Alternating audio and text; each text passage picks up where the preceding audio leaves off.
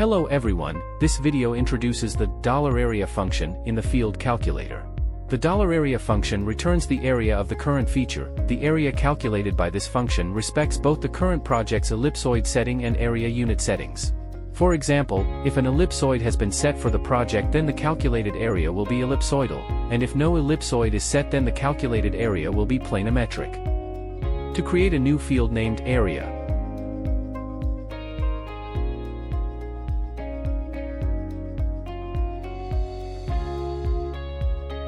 open the field calculator. Select area as the field name. In the area equals box, enter the expression $area, or double-click this function to insert it automatically. Once it shows expression is valid, click apply.